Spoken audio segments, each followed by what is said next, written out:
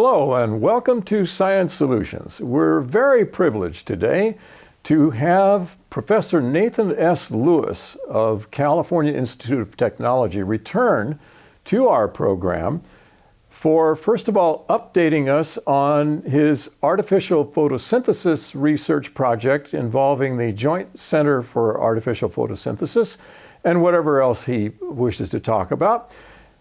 The theme of this program is affordable alternative energy. And first of all, Nate, I want to welcome you back. Thank you.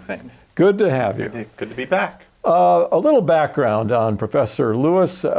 Actually, we can see more about him by looking at the previous program per the link that's displayed. So I'm going to give a shorter introduction on Dr. Lewis today. Nathan S. Lewis is the Argyros Professor of Chemistry and Alfred P. Sloan Fellow at the California Institute of Technology. Since 1992, he has been Principal Investigator of the Beckman Institute Molecular Materials Resource Center at Caltech. Now, Nate Lewis, in 2009, was ranked by Rolling Stone magazine as the 17th out of 100 most influential agents of change in America. Professor Lewis is also currently a principal investigator at the Joint Center for Artificial Photosynthesis, as well as the editor-in-chief of the Royal Society of Chemistry journal, Energy and Environmental Science. He has published over 400 scientific papers and has mentored scores of postdoctoral associates and graduate students. So Nate, we're just so privileged and we're curious about the progress you have made since you were last on the program on artificial photosynthesis and creating fuel from solar energy. So if you could give us a little bit of a recap of what that's about to start with. Now, the goals of artificial photosynthesis are that we have to go 4 for 4 here. There are 4 things that you need to be use-inspired and validated. 1, it's going to have to be efficient because we're going to trade food for fuel in regular photosynthesis. They're very inefficient. If we can't beat nature at its own game, we're going to have very large land areas, and there isn't enough land to do all the energy we need to do. We've got to be efficient. We've got to be cost-effective. If it can't scale and is something unaffordable and uses very scarce elements like iridium or platinum, there's not enough of those things. We could build it in the lab, we couldn't scale it. It's got to last. It can't be something that you put out and 30 seconds later, after your lab demonstration, the sun goes away and the thing disintegrates or rusts. And it has to be safe. You can't be making explosive mixtures of hydrogen and oxygen and expecting that it goes on somebody's roof or in their backyard. We need to get all 4 of those things simultaneously. When we started, we had arguably none of those things. Maybe 1. Maybe materials that we had that were efficient didn't last, and ones that lasted weren't efficient. So we could have one of the 2, but we certainly didn't have a vision for how to get all 4 at once. We're now at the stage where we have 3 out of the 4 with a path that we can develop, we think, to get us to all 4, which is the trick here. So what's the status and what's the update? Well, I think it probably would be helpful if we walk through a little bit of the background for people that may not want to go back and refer to the last hour show. And to say that, first of all, that we are aided by the fact that we've put a lot more attention into this area at government R&D levels, which it warrants. So my research in this field is supported and is partnered with the Department of Energy through the Joint Center for Artificial Photosynthesis. And you just got another $75 million, right? 4 or 5 years, should congressional appropriations allow for that. It's year by year, but we make good progress. We should be able to get that. It's focused. And you said earlier, this is interesting, you said there's not enough land to grow all of these things that we could turn into fuel. So, but your approach doesn't require raising a whole lot of crops. That's the secret. We don't have to grow switchgrass and corn and all these things that have actually been proven inefficient, I guess, economically. You're going to be able to do this without growing, scads of acres of crops. Exactly. Okay. So those are the 5 ingredients: the membrane, 2 catalysts, and 2 light absorbers in this structure. And that sounds great. When we started this project about a decade ago, we only had that PowerPoint. We had no such materials in order to make the vision a reality. You didn't even have the strontium titanate. We didn't have it in this form. We didn't know it could work this way. Okay. So we had none of these things. We just had the idea, the gleam in our eye, that this is how we were going to get this airplane off the ground. Well, we've come a long way. This is a picture of showing our ability to actually grow silicon as the bottom cell. We flip it around after we grow it. In what you can see are exactly those forests of photons. We grow microwires by a very simple process. It's a toaster oven, basically. What am I looking at here? What are these things? You're looking at single crystals of silicon microfilaments grown off of a silicon substrate. We do that by having a catalyst, nickel or copper, like on a printed circuit board, that we just stamp, literally with a rubber stamp, into little regions of this wafer.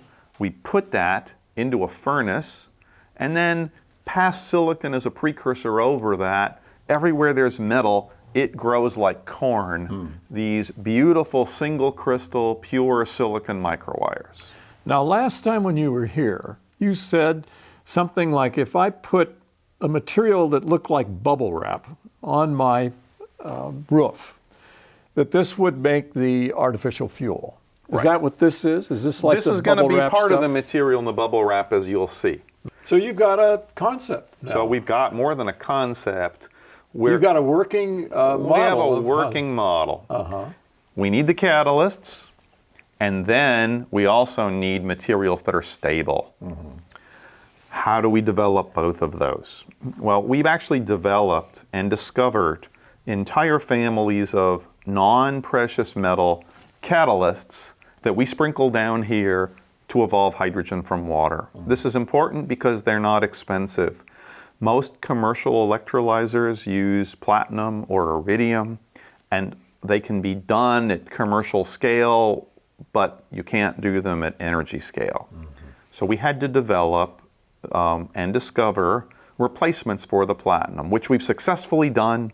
We have materials like cobalt phosphide, molybdenum phosphide, entire families of catalysts that we discovered in collaboration with a group at Penn State, Ray Schoch's group, literally 2 years ago. Wow. This has been a major stepping stone for us. The second major stepping stone is that we needed materials on the top side that were stable. Silicon is stable on the bottom. It can't be reduced any further. It's already elemental silicon. But we don't dare use silicon on the top because that's an oxidizing environment. It would just all turn to sand. A postdoctoral fellow in my research group discovered a way to coat these existing materials with a very thin layer of titanium dioxide, just the same stuff used in sunscreen. This is a special titanium dioxide, though, because it also conducts electricity. It's not insulating. That's what we need, because we have to get the light absorbed that makes this incipient electricity out to the liquid. If we just painted it with garden variety paint, that would be insulating. We would get no fuel. But this TiO2, made in this way, is conformal. It can be sprayed or applied anywhere, and it's electrically conductive while optically transparent. So you made it work. So we made it work. Okay. So that allowed us to get all the pieces together to build a real system. So when do you expect, Nate, to have something that's actually cost effective then? To get to that point, we still have some materials advances to do in order to simplify the manufacturing process. So if I gave you 10 more years on this, how confident do you feel? Oh, I'm very confident that if we had 10 more years at a program, at a scale that really was focused on doing this technology demonstration and transition that we'd be able to do that. But 10 years isn't really a terribly long time. No, so, it isn't really. We're really looking at a practical feasibility of having this alternative artificial fuel available. And we need to be able to make sure that we've proven each step along the way so we can effectively get from here to there. Now, do you have anything else to show us on this? I yeah, got this is your people. team. I got people. And the people not only do all the work, but they're the ones that we inspire and train to take this problem over, because of course an energy problem is going to span generations, right? And these are young people. And that's exactly the point. Because the energy problem spans generations, we need to be training these people who are going to inherit this energy infrastructure and be able to see through the change and to motivate them that this is a calling that they should do. Now, Nate, I'm going to do a plug for you here, actually for Caltech. We need young people to go into science. We really need more to go into science. Look at these exciting things that are in store. We need the minds and the enthusiasm of people to do this. We've got the expertise. We've got the brilliant mentoring and benevolence of people like NateLewis. So, young people, knock down whatever you can to get to Caltech and other institutions that are doing this kind of research. Get in there and get into science. Science is really our greatest hope for improving the future. It really is. In everything you look at, whether it's humanities, whether it's physical items, all our steps of progress come from science, which is discovering all these wonderful things and applications for them. So get over there, knock on Caltech's door, bring those young people in. You bet. And we can enable that and facilitate it, but we can't see it through. We need those young scientists who have the passion and energy to help solve the problems of the world, right? Which are poverty, which are disease, and which is energy, which you can argue is the most enabling technology that helps us solve all these other problems, because if you don't have energy, you can't deliver medicines and vaccines to people. You can't refrigerate them. Clean energy is a use-inspired calling for our generation of scientists. I'm glad you mentioned that term energy, Nate, because I come from economics and business management, and a lot of people need to learn or know that guess what money is? Money is stored energy. It is fuel. It's another form of exactly what Dr. Lewis and his team are working on. So all this ties together. This use of energy is the key of really everything, at least material, on where we're going. And science keeps making these discoveries to find practical ways for us to do better in the world. And also it makes humanities discoveries to find out how we can be more reasonable with one another. And science is reason-based. It is not wish-based. It's reason-based. And it gives us the clearest path to make progress. And so Nate and people like him are really leading our tremendous journey here. And I feel like we're living in a very primitive time, actually, compared with where we are headed, really.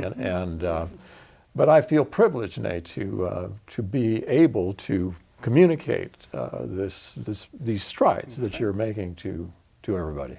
Happy to do it. So is there anything else you would like to add to this? If we don't fix this energy problem in the one chance we have, because carbon dioxide lasts for thousands of years in our atmosphere, the world will never be the same. So we have a compelling clock to get all hands on deck and solve this energy problem in a sustainable way in the one chance that humanity has before nature does whatever it's going to do to us. And I want to be part of that solution. Well, you made that point in the previous program about coral reefs, for example, that are being ruined by acidification, apparently, due to this CO2. And you actually told us, you can track carbon dioxide that's human created. I didn't know that you could do that, but you can do that. Oh, absolutely. So what we have here is the prospect of making these improvements. Heck, we're talking about terraforming Mars, which involves polluting the Martian atmosphere and trapping gases in it and so on. If we're talking about that, we certainly are able to do something about our Earth, regardless of arguments people make about, well, did we cause this? There's all this proof you have that we're causing a lot of trouble. Regardless of what the source is, you're showing we can terraform Earth quite well if we really get on it. And this is one of the technologies that's doing it. Absolutely. So I wish you all the best. Thank you. Thank you very much, You're sir. welcome. Bye.